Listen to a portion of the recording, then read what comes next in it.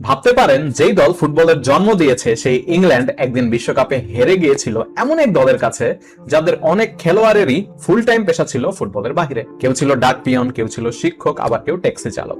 আজ জানবেন বিশ্বকাপ ইতিহাসের অন্যতম বড় আপসেটের গল্প। 1950 সালের ফিফা বিশ্বকাপ যেটি হয়েছিল ব্রাজিলে, সেদিন মুখোমুখি হয়েছিল শক্তিশালী ইংল্যান্ড এবং যুক্তরাষ্ট্র।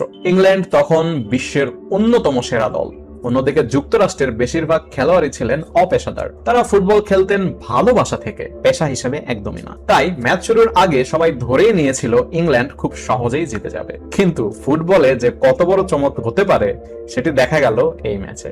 38তম মিনিটে যুক্তরাষ্ট্রের ফরওয়ার্ড জো গেটজেন্স একটি হেডে বল জালে জড়িয়ে দেন। স্কোর লাইন হয়ে যায় 1-0।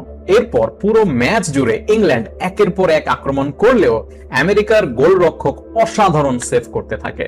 শেষ পর্যন্ত আর গোল শোধ করতেই পারেনি ইংল্যান্ড। ফলাফল যুক্তরাষ্ট্র 1, ইংল্যান্ড 0।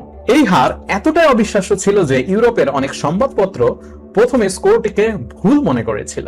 কেউ কেউ ভেবেছিল হয়তো টাইপিং মিস্টেক হয়েছে এবং আসল ফলাফল হয়তোবা ছিল ইংল্যান্ড 10, যুক্তরাষ্ট্র 1।